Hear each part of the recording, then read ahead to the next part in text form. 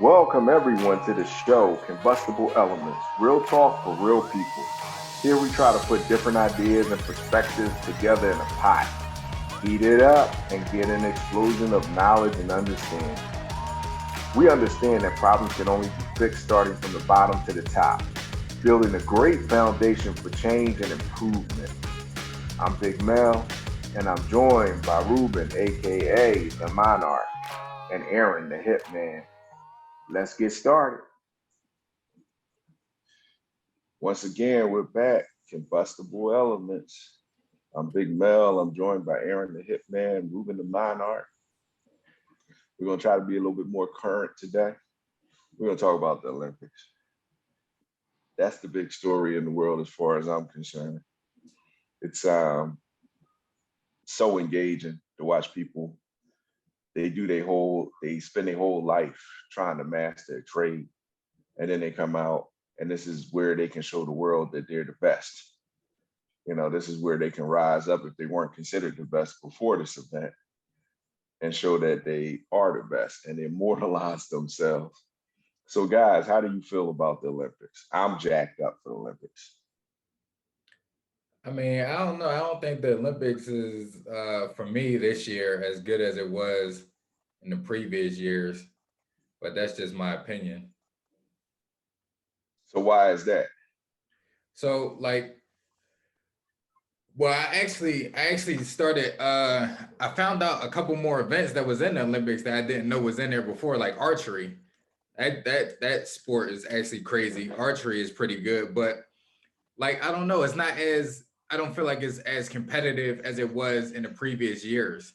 They had a lot of not washed up. Like you can't be washed up, but age is a factor. They have a lot of older um, Olympians that's in there, and they have a lot of super young Olympians, like 16, 17 years old, and then they got people that's like in their 30s that been competing since they was like 16 or 17. So like it's like kind of no middle ground. So it's like they're either quote unquote washed up or they're like newcomers. So for me, it's just not as interesting as it was the other years that I watched it. And maybe it's because, it didn't come on the year that it was supposed to because of the pandemic. So we kind of missed the year that it was supposed to come on. But I don't know, it's just not as attention grabbing for me as it was in the past. Okay, Ruben. kind of agree with Aaron. And I think a lot of it has to do with the fact that we're still in the pandemic. We've watched a lot of other sports that basically are without fans.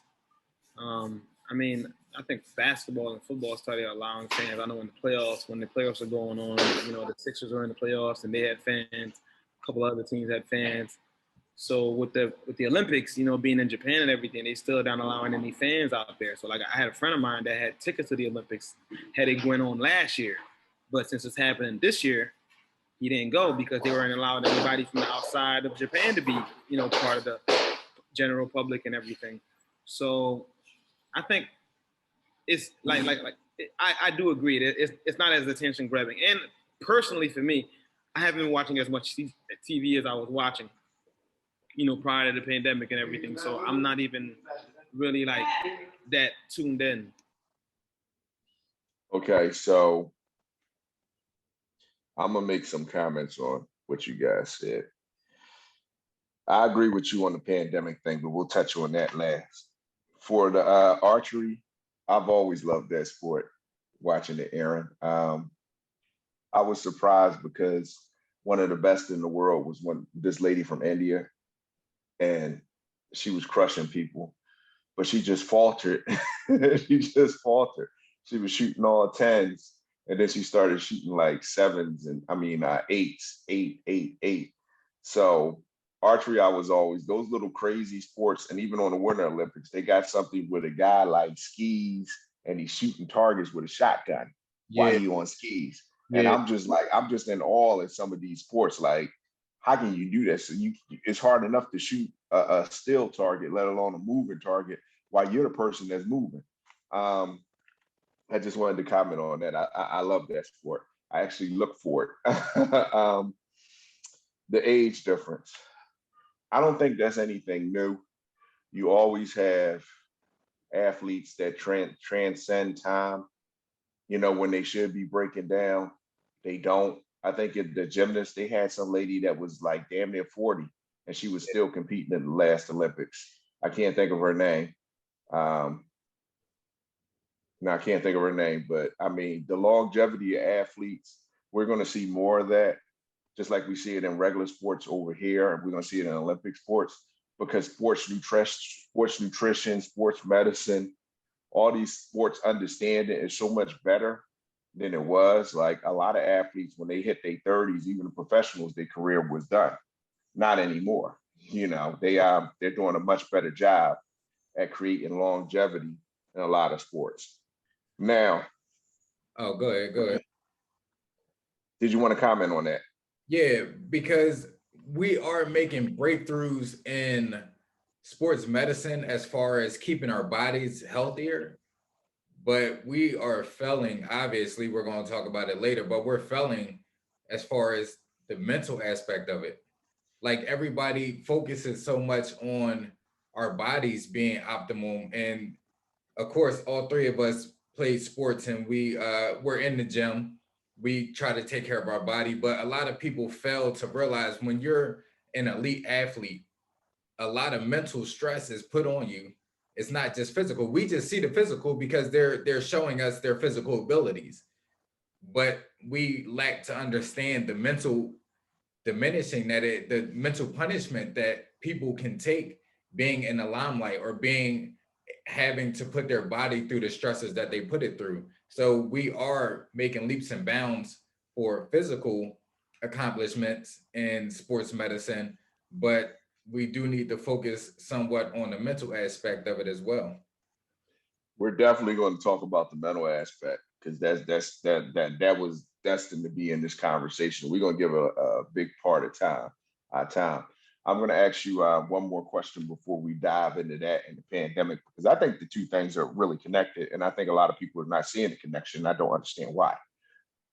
Do you think that they should have postponed the Olympics because it's a year later, because of the pandemic and lockdown, the athletes couldn't train in a lot of places the way that they normally would train. The events that they use for tune-ups for the whole year, not just before the Olympics, they couldn't do that either.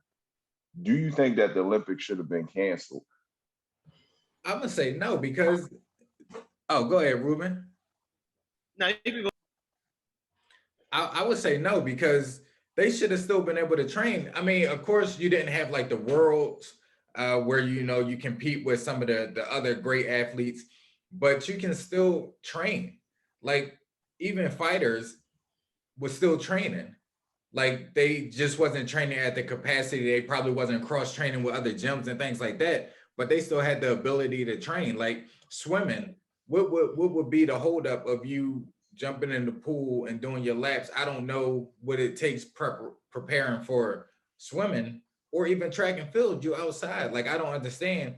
I mean, of course, like weather conditions and things like that, but I feel like that if you're a professional and especially on the Olympic level, you should find ways to train if you plan on being in the Olympics. And your coaches and your staff should be able to accommodate you. Of course, given the lockdown protocols and things like that. But if you're gonna go to the Olympics, then you better damn well train to be in the Olympics. Like you can't Okay. say go ahead, you can't say that you didn't have the opportunity to train. Okay. Now I agree with you that there is the training, but you kind of like you're running into your own point because there's a mental aspect of it too. Just like a fighter, just like anybody else. If you're not in that pressure cooking situation, you don't get acclimated to that. And that's a part of it. Like that's why we seen, like, I don't want to bring up Ben Simmons, but he's a perfect example. You put him in a pressure situation and he has the worst free throw shooting he ever had in his life in the playoffs. So sometimes you got to go through that grinder to produce, and they're not being put in that situation. Like you can train. Some people don't train hard unless they push by the other people next to them, not just their coaches and they trainers. Sometimes it's the person that they training with. Ruben, Do you think the Olympics should have been postponed because of the pandemic and the need to train? And It was already postponed last year. It's probably one of the reasons why it's not as gravitating as it would have been in years past and in Olympics past. That's one, too.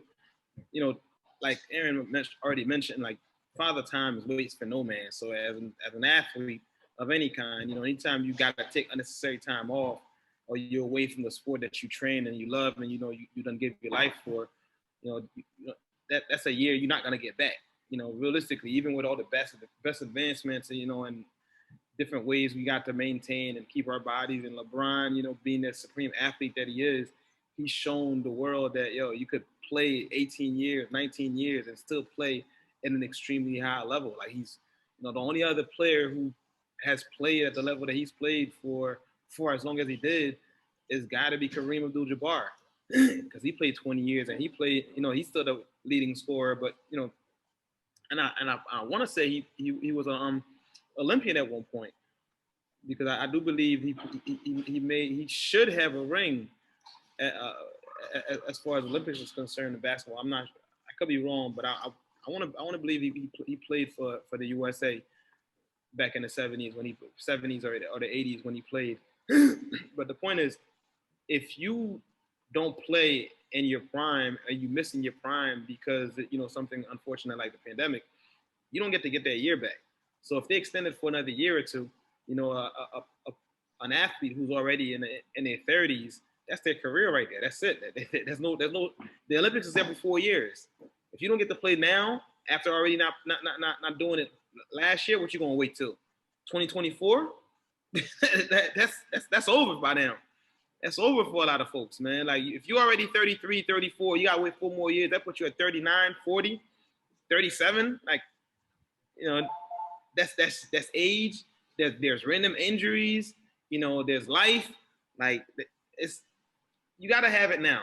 But this is the result of of pandemic, not being able to train how you want to, you know, having to stay home, you know, just not being able to focus as much as you want to. And then on top of that, the level of stress that these athletes are under on a regular.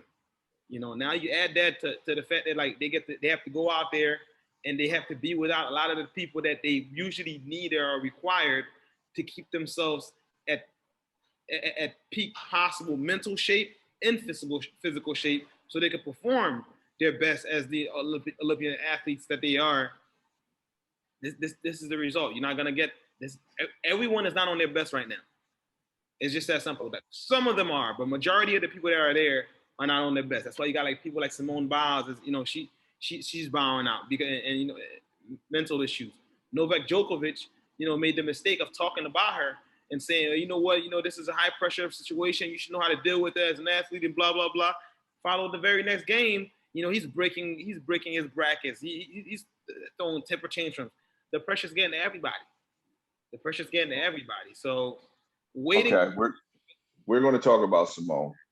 I didn't know about the Joker's comments, but now that you brought them to light, we definitely want to touch on that because that's coming from one athlete to another. So we're going to see if it's a whole bunch of fucketry, which I think it is, because you guys talked to me or heard my comments about this earlier, so you know how I feel about it. But I'm going to enlighten everybody how I feel about it. I do have one more question before we go into that, and the question I'm having is: Do you think it's fair that some of the countries they get the stigma, the Eastern European countries, like they snatch your kid as soon as they're born and say, "Hey, your mom was a gymnast. You're going to be a gymnast. You look to be the right size. This is your sport. We're going to make you do it. And you're going to have to carry them chains for the rest of your life." Do you think that's fair? I mean, I can't really say like, but at the end of the day, like nobody can. I don't know how it happens over there, but nobody can make you do anything that you don't want to do. Shit. It is like I feel like it's a weight on people's shoulders. It was a swimmer, Olympic swimmer, and her grandma was an Olympian, and then her mom was an Olympian. And it's kind of like destiny. It's kind of like if your whole family go to Harvard, and it's like, well, you got to go to Harvard because your granddad went to Harvard, and then your dad went to Harvard, and it's like you got to carry on that legacy. It's really no different than like having a police firefighter family a police family or a firefighter family, you know, it's really no different. Like, you know, it's you got an Olympian family. Is it forced upon in some places? Yeah, but nonetheless, like you could someone say it's forced upon when you know you got a lineage of family that's police officers, or you got a lineage of family that's firefighters. You know, it happens here too. It happens more often than you think. Or it could just be, for instance, if I, you know, as I'm a barber, you know, people might expect my kids to be barbers. It's like, yo, which one of y'all gonna take this over? Which one of y'all is gonna start cutting hair? They may not want to do that, but you know, out of the five, I'm expecting at least one of them to do it. Well, now see, and I understand that, but that's more so like family pressure. And we understand that family puts pressure on their kids to do certain things.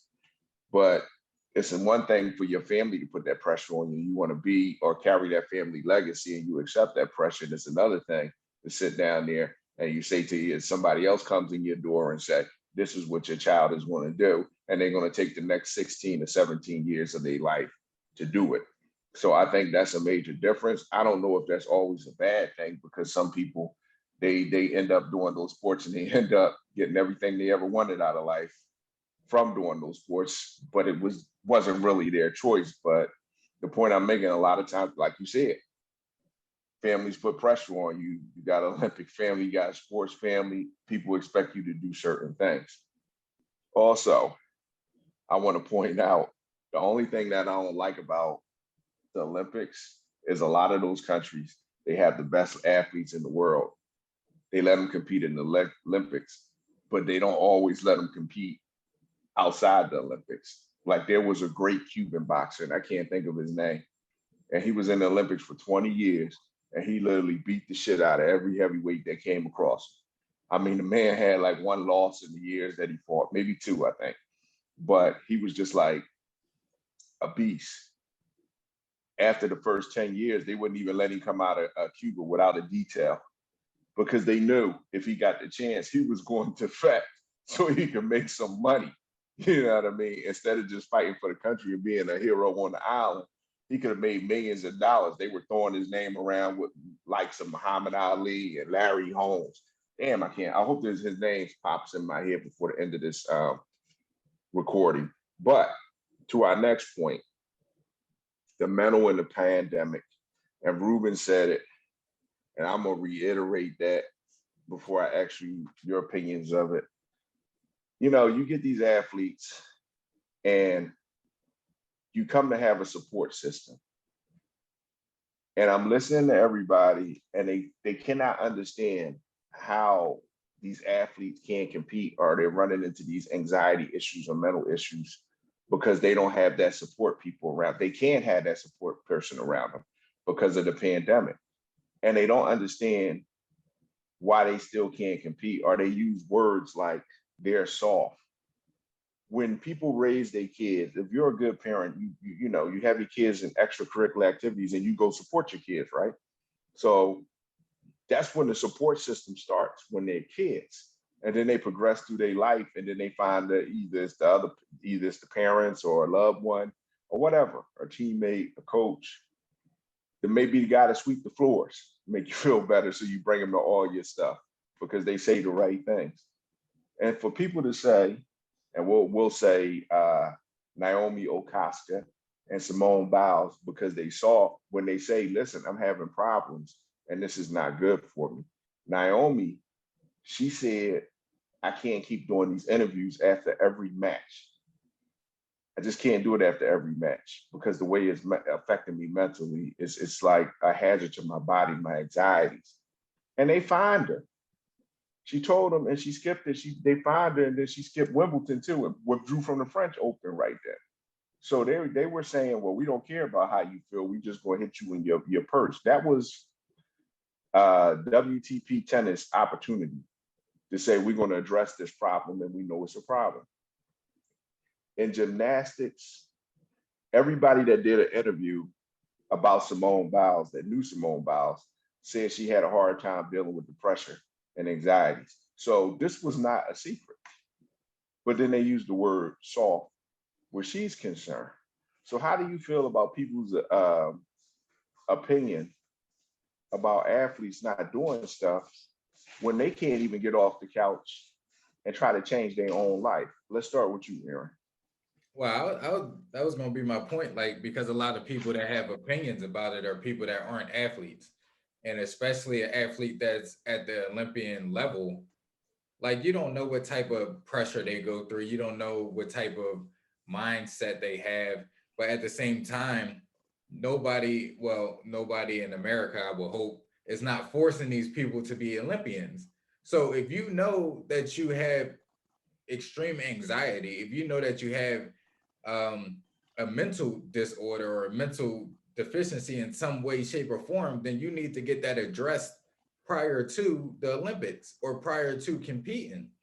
I'm not saying like you shouldn't, if it's not working for you, you're not allowed to step out of anything, because you're allowed to do whatever you want. You're allowed to make the decision to say that it's affecting me and I don't want to compete, or I feel like that it would be best that I don't compete because I don't want to get hurt or hurt the team's chance in getting some type of medal, which was, in my opinion, something that's honorable, because you know that you can't compete at the level that's going to help your team or at the level that's going to keep you safe.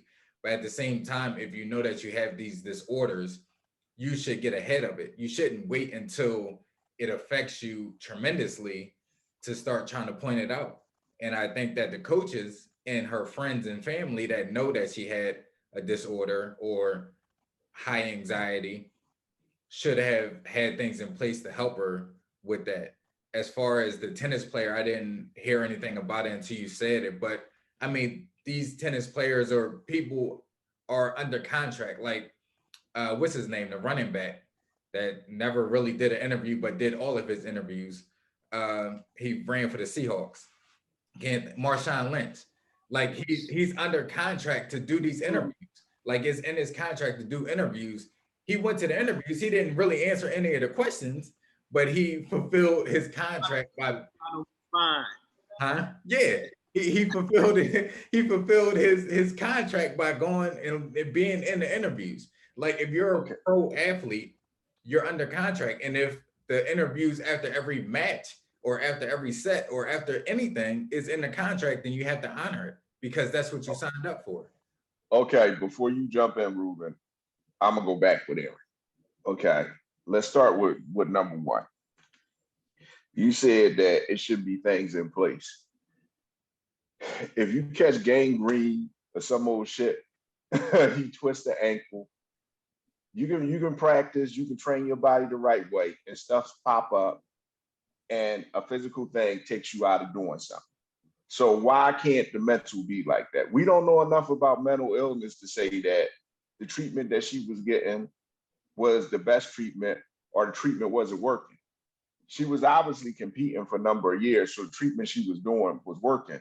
But a big thing with mental illness is even when they prescribe medicines, which they don't even know exactly if it's the right medicine, they always have to change the prescription doses. They always have to change the medicine. That's why they always have to see you in person to really like see if the stuff is working. Okay, that's number one. Number two. Damn, I didn't write it down. Oh, but you said about the Marshawn Lynch. Okay, and it's in their contract. Yes, it's in their contract that they are supposed to do interviews unless they're hurt or unless they have a physical ailment. So if they can release them from doing an interview when they having a physical ailment, why the hell can't they release them from doing an interview when they have a mental illness? Like, it's still an illness. It's still something that has to be addressed. That should be taken into consideration, whether it's in their damn contract or not. But that's the thing. Like, nobody is forcing these people that have mental illness to be a professional athlete. So you're saying they should be discriminated upon because of their mental illness? What's discriminating about it? You saying nobody's forcing them to have you saying nobody's forcing them to have a career, but you also saying in the same breath, if they have a career and if they have a physical ailment and they can't do an interview, it's okay, but it's not okay if they have a mental ailment? What physical ailment is going to allow you not to do a interview? You break your leg, you get knocked unconscious. Oh, Conor McGregor broke his leg. You lose a finger, you about to lose your arm. McGregor had a arm. broken leg and he did an interview. And do you think that was right for Joe Rogan to sit down there and do an interview with him? He did. And that state, the state that that man was in? He didn't say my leg is broke. I don't want to talk to you right now. He said your wife was in my DM. He had a lot to say with a broken leg. He did have a lot to say, but they shouldn't have did the interview with the man why he was hurt like that. All right, I'll give you a different example. Aljamain Sterling. He ain't know which way was up or down. And they tried to do an interview with him. You think that was right? Listen, I'm not saying he didn't have to do the interview though. If you're not in the right state of mind, how can you say no? What you mean? You still working the job. No, it's not. My point is, if you have a mental illness, it should be treated like a physical ailment. If you have a concussion, they wouldn't expect you to do an interview. So why should they expect her to do an interview if she's saying she's scared to death? You can't breathe. It's a physical reaction with anxiety. That's my whole point to it. Go ahead, Ruben. I see you want to jump in. Go ahead. They just respecting concussions not too long ago. We're still new with the concussion situation. And we're still new with studying mental illness too. Just to be fair. And I think the stigma at the end of the day is because this is still a new thing and they're still testing it out. You know, they're not really sure who's saying they're having mental illness and who truly have mental illness. And there's not a set test, you know, to where you can like grade and ask a specific set of questions and be like, okay, yeah, this person got mental illness. And whereas like, you know, if you got a physical illness that's visible, you know, you can openly see when somebody got a cut or, if somebody breaks their leg or somebody, you know, got a tear or something like that. Like, you know, if you're in an accident, you know, if you could break a bone, but it doesn't show on the x-ray. So, you know, all they're going to do is tell you, okay, well, there's no broken, the x-ray doesn't show any break. And we're going to go ahead and send you about your day. And it's not until the MRI reveals that, you know, you got an actual break. That's when they're going to start treating it accordingly. So essentially a mental illness is being treated the same way. It's like there's a break there, there's an issue there, but until they do a deep dive or until they figure out with a proper system where they can do a proper deep dive and say, this is what exactly is going on, then they're going to keep kind of just flagging it like, you know, there's no break there because we can't see it. It doesn't mean it's not there, but it's because it's not visible, it's not treated how with the urgency that they should be treated. I think that's all it is. At the end of the day, you know, being an athlete is a stressful job. I mean, respect goes to these guys when you got to compete at the highest level. You know, you got as fans and spectators, a lot of times, you know, you kind of forget because you think you know what the athlete has to go through. You're like, yo, man, why you ain't do this? Why you ain't do X, Y, Z? When half of the people that's out there complaining and, you know, got all these things to say, they wouldn't last 2 seconds in that world, man. These people are world class. They make it look easy because they've been practicing it for years. You know, whether it's running, jumping, swimming. Like I've been teaching myself how to swim, and I'm just teaching myself based on what I'm watching, based on videos I'm watching. That thing is hard. It is not easy. You know, I'm teaching my kids how to swim. I'm teaching them, and I'm still learning. But you know, understanding the concept and telling somebody to do something, and actually going out there and doing it yourself and doing it well, that's a completely different ball game. So, kudos to those athletes. Okay, so I'm taking a deep breath because I'm trying to think of a good way to tell you this, Ruben.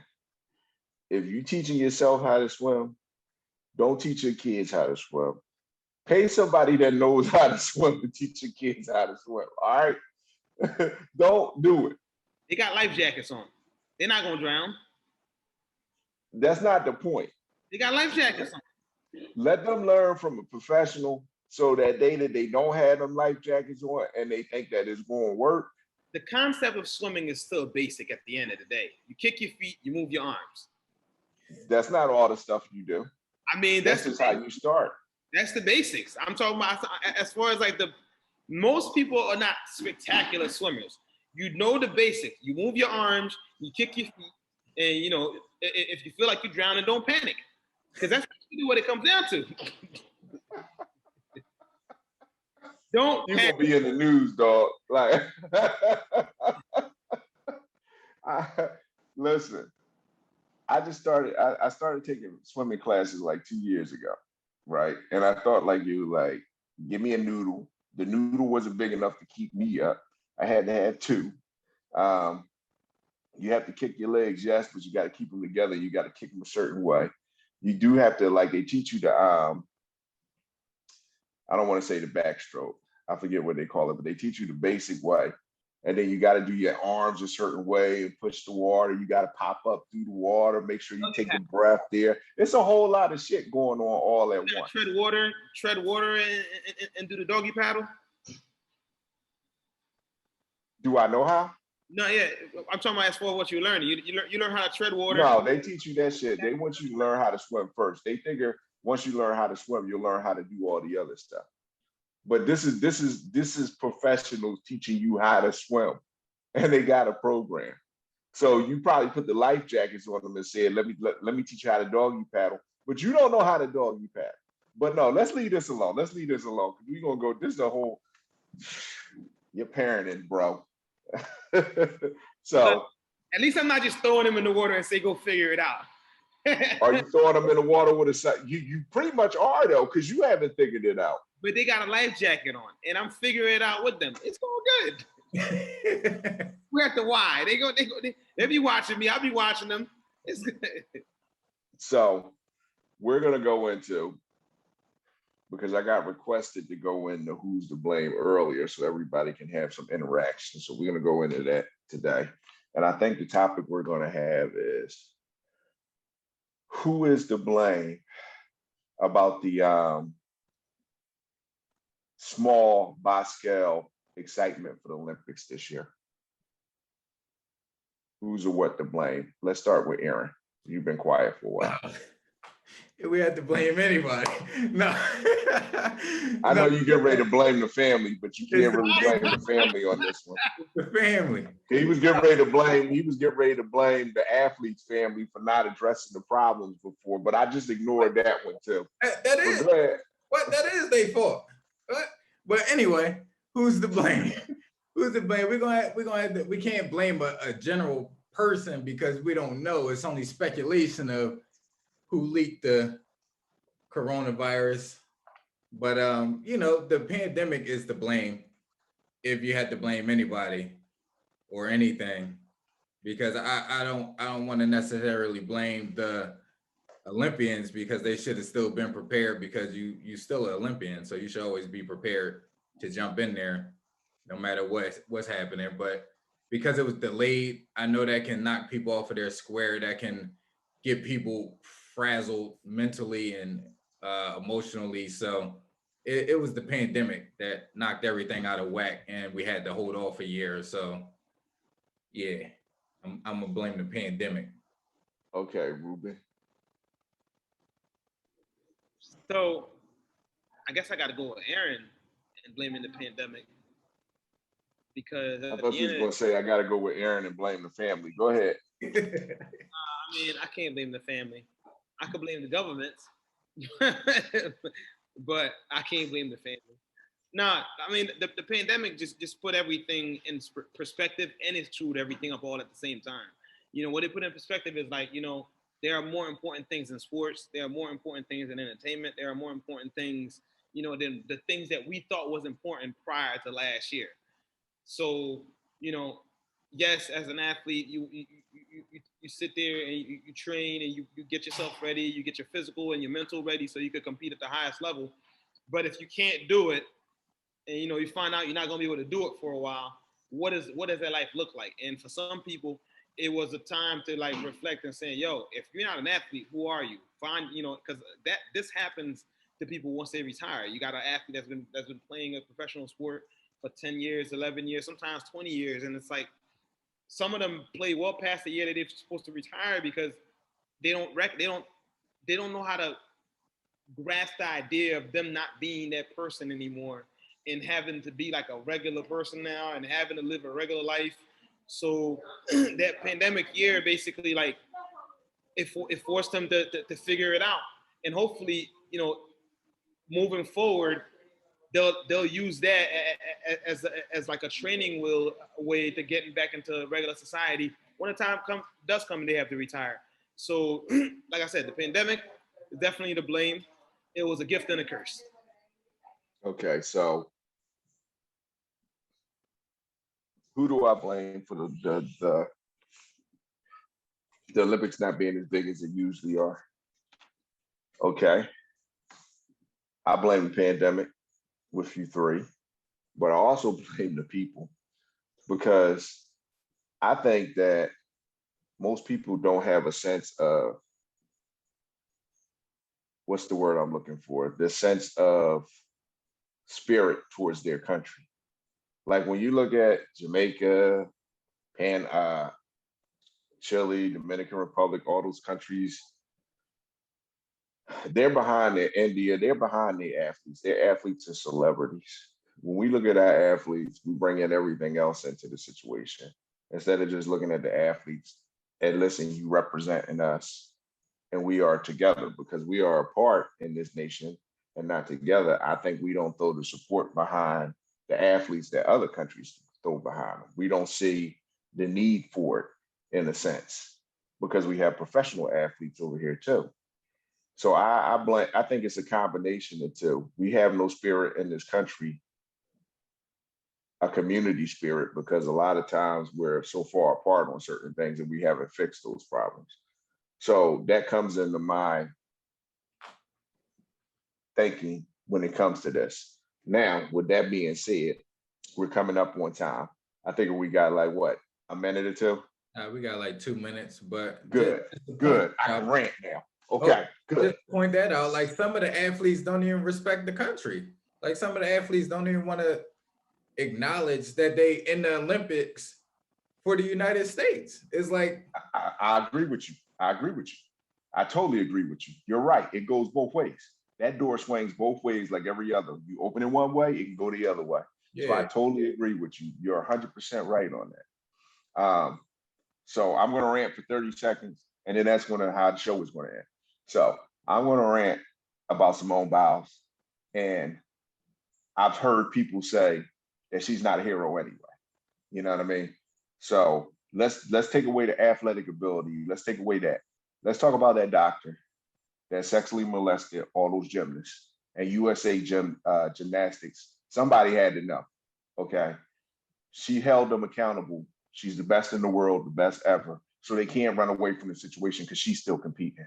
And then she took her own money and she opened up her own gym to show people how they should be treating these young girls. So when you sit down here and say a hero is somebody that got the courage to do something that other people don't. So for anybody that don't think she's a heroic person, think about it again. I want to thank everybody for joining us for Combustible Elements. I'm Big Mel. I'm joined by Ruben the Monarch, Aaron the Hitman. We up on time. If you want to talk to us, leave it in the comments. Like and subscribe. We're in podcast form. We're on IG. Talk to us. We want to hear what you got to say. We're here for you. Thank you for joining us. Have a good night, everyone.